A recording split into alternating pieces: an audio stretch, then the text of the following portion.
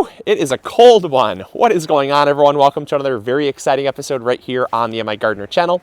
I'm so glad that you guys decided to tune in for today's episode, because in today's episode, we're going to talk about something that I like to do. I like to make a habit of doing about at least once a month, upwards of 2 times a month, so kind of bi-weekly. I will come out here into my orchard and do a walkthrough. I cannot stress the importance of a walkthrough, and a lot of people assume that because it's winter, nothing happens and you don't need to do anything because it's kind of, everything's dormant, everything is kind of at rest, and really nothing can go wrong during the winter. But you could not be further from the truth if you think that, because during the winter, there are 2 forms of damage that can occur, and they can cause a lot of damage to your fruit trees, but shockingly, they're both very easily preventable. So in this episode, like I said, we're going to talk about those 2 things and what I look for when I do a walkthrough. And there is actually some damage right now. That's why I did this episode, because I was doing my walkthrough and I said, oh boy, well, that's not good, but there's something that I can do about it. So the first thing that I do when I do a walkthrough of my orchard, like I said, I do this at least once a month, upwards of 2 times a month. And I really do this during periods of warming weather. If there's warm weather coming in the forecast, I will look at my trees, I'll really inspect them, because warm weather can bring about pests. Now, pests, what they'll do is they'll actually, if they're a winter burrowing pest, they'll burrow, they'll come out during warm weather, they might make a couple mating flights, especially if they're very early insects. They'll do a couple mating flights or just kind of come out of dormancy, and then what they'll do is they'll burrow down into the bark, and you can see their damage. It's a very telltale way of knowing that you have pests is by looking for their burrowing holes. And like I said, I like to do this around a warming trend, especially if it gets above freezing, because of the fact that when they come out, they have to, they don't typically make a same hole twice. They'll come out of dormancy, they'll show a hole, but then they will burrow a new hole when they kind of make a new home in your tree. They don't typically go out and back in the same hole that they make. And so you can typically see that damage. Now, I don't have too much insect damage. I kind of have been looking here on some of my peach trees that are more prone to things like the oriental fruit moth. The oriental fruit moth is not a winter boring insect. It is not something that's going to come out super early season.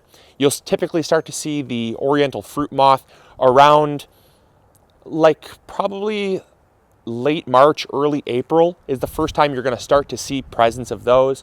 But nevertheless, I like to just do an inspection because you never know.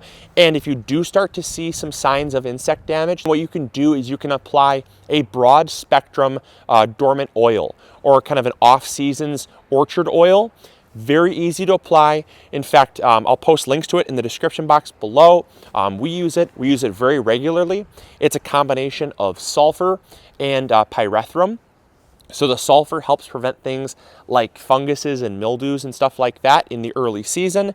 And the pyrethrum helps to actually kill off any insect eggs or insects that are burrowing into the tree itself. Now, it also has an oil, and the oil helps to coat and suffocate any things like beetles or eggs and things like that. So it's very nice, it's very multi-purpose, and because there's nothing flowering, it's very, very safe for beneficials. You know, you're not going to harm any bees or anything like that with it, and it is organic, so it's very nice to use, and I swear by it. Now, the second thing that I look for when I do a walkthrough is I actually will look at the limbs. This is more what I like to do because that's typically where I start to see some damage. Now, when I look, I just broke one right now, but I look for a color in the limbs. I look for signs of frostbite.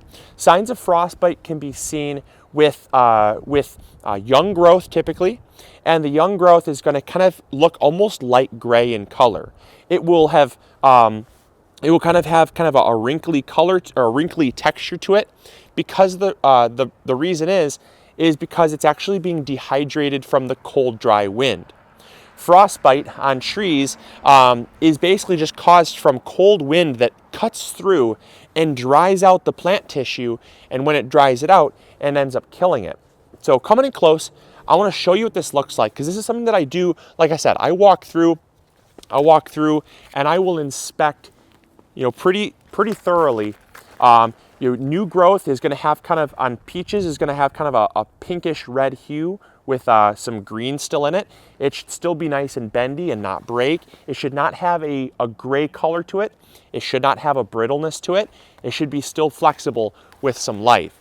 But I'll come in here, and like I said, I will do regular inspections of my trees because frostbite is very easily preventable. Like I said, this tree here, this tree's got some of it. I don't know if you can hear that, but there's definitely some damage on this tree. It is a different variety, so it's a little more temperamental than our Red Haven variety, which is obvious. But we've had a very, very dry winter, very dry. And we've also had really cold winter. And so because of that, it does not surprise me that there's some signs of frostbite. Now, it's not the end of the world. This tree is not going to die on me. It's just killing back some of the tree. And so because I want to reduce its damage, what I can do is I can do a few things. But I want to show you what this frostbite looks like first, and then I'll show you what I'm going to do, or what I can do to prevent it. All right, so here's a healthy branch. As you can see, it's got that reddish color, it's green, and it's very flexible.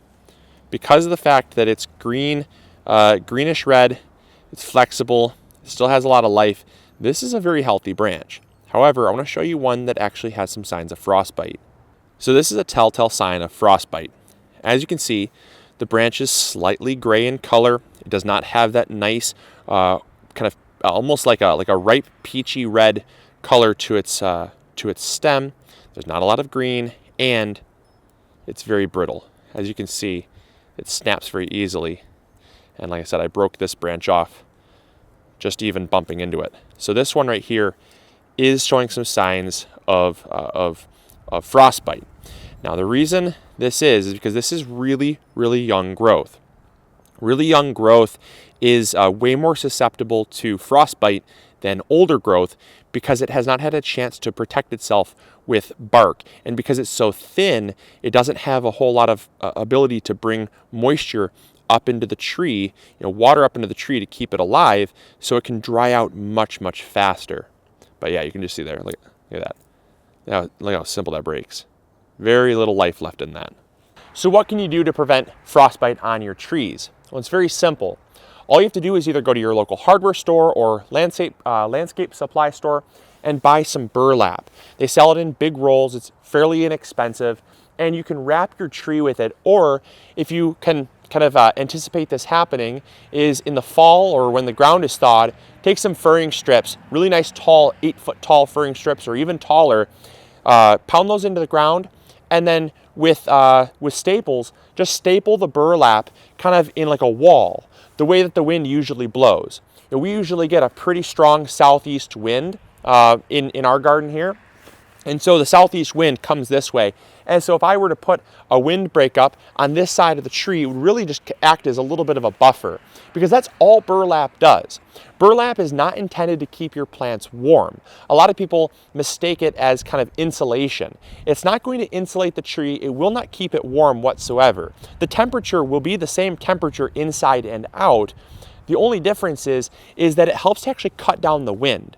The wind, the sheer wind, will actually be what dries out your foliage and your stems here. And that's what causes the frostbite over time. And so because of that, you're going to have some damage on the young tips. Like all these tips are brittle. They are brittle. But like I said, it's been super dry this winter. Even though we have some snow cover, this has been the only snow cover we've had all winter long. It's barely been maybe an inch or so of snow cover. It's just been super, super dry. That dry wind is what's causing this. And like I said, it's very easily preventable. Now, if you have signs of pest damage, like I said, I would recommend going with an orchard spray, a dormant oil spray. And what you want to do is you want to use that about every 2 weeks. You want to be very persistent with it, because you're going to want to spray it and then follow up in about 2 weeks to make sure that you're really knocking down those issues. Especially as things start to warm up, that's the biggest concern. Also, if you have a warming trend and you go to spray, it's going to knock down anything like your funguses and your mildews, which can come out of dormancy as well. Not just pests, but also funguses. So that's why I love a nice dormant spray. But you have to walk through your garden. You have to walk through your orchard and inspect your trees. It's something that I cannot stress enough. You know, simple walkthroughs, maybe no more than 5 to 10 minutes at most, even when it's cold. It's something that I don't love to do. I don't love being outside when it's super cold, but I'll tell you what, when you come out here and do your inspection, it only has to take 5-10 minutes, and it can save a ton of damage on your trees from just a few minutes of looking at your trees and looking at them up close and just kind of observing what's going on around them. So that's all I got for you today. I hope you guys enjoyed. I hope you learned something new. If you did, make sure to throw a like up there, subscribe if you're not yet already. And as always, this is Luke from the MIgardener channel, reminding you to grow big or go home. We'll catch you all later. See ya. Bye.